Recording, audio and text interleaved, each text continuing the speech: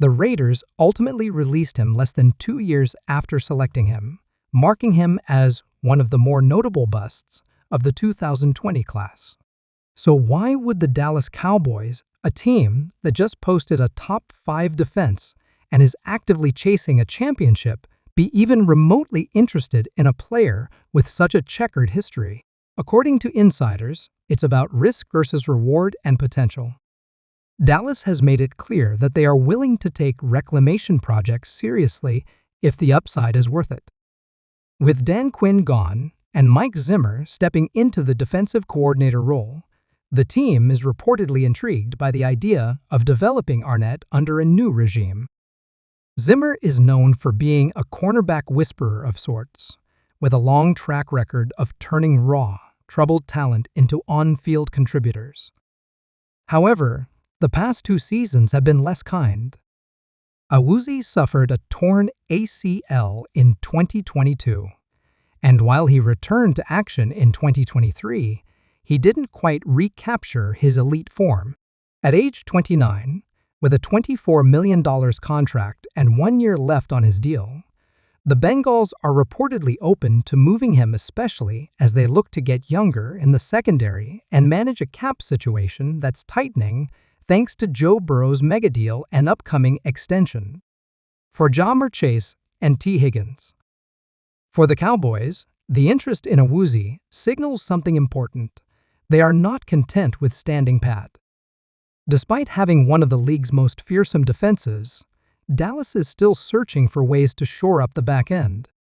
Injuries to Diggs and inconsistency in the depth chart last season exposed how fragile the secondary can be when just 1 or 2 pieces go down. Adding Awuzie, a proven starter who knows the system and has playoff experience, could be a savvy move, even at the cost of some cap maneuvering. Financially, the Cowboys would likely ask Cincinnati to eat a portion of Awuzie's remaining contract or restructure his deal before agreeing to any trade. But with post-June, cuts and salary restructures already freeing up room in Dallas's books, the money could work. And more importantly, the fit is clear. Awuzie brings veteran presence, physicality, and familiarity with the organization. That's a rare trifecta. As for logistics, talks are still in the early stages, and no formal offers have been made public. However, sources say preliminary conversations between front office personnel have already taken place. The Cowboys are reportedly weighing their options carefully, considering how each move would affect not just the salary cap, but also the locker room dynamic and long-term roster construction. Cowboys Nation, predictably, is buzzing with speculation. Fans are split. Some see Arnett as a disaster waiting to happen. Others see a low-risk flyer worth taking. With Awuzie, the consensus is more positive, though concerns over his injury history and cap hit remain.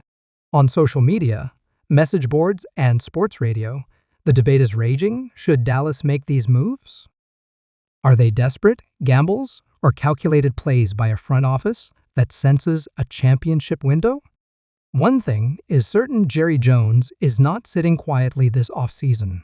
Despite an early playoff exit that disappointed fans and pundits alike, the Cowboys' owner seems intent on retooling, not rebuilding. Every move this team makes from here forward will be judged through the lens of one question: does this bring us closer to a Super Bowl? Adding a former bust and a pricey vet might not seem like traditional win-now strategy, but in a league where depth, resilience, and surprise contributors often determine who's playing in February, these kinds of moves can quietly tip the scales. Mike Zimmer's voice in this cannot be overstated. He has a reputation for demanding excellence from his defensive backs. If Zimmer believes that Damon Arnett can be molded into a disciplined, dependable contributor, that's not a judgment made lightly. And if he thinks Awuzie can still play at a high level and provide a steady hand alongside Diggs and Bland, his endorsement could go a long way. The Cowboys front office has also been doing their due diligence, vetting Arnett's current status, checking on his physical and mental readiness and evaluating his off-field life since his troubled exit from the NFL spotlight. Some reports suggest Arnett has been working with personal coaches and advisors in a bid to rebuild his reputation and earn a second chance. Whether that effort is sincere or simply cosmetic remains to be seen. As for OZ, this could be a homecoming that helps both sides. He's a known commodity, a respected locker room presence, and someone who's already experienced the highs and lows of wearing the star on his helmet. In a defense that demands cohesion and communication, that familiarity could prove invaluable. So what's next? Expect the Cowboys to continue kicking the tires on both of these players over the coming days.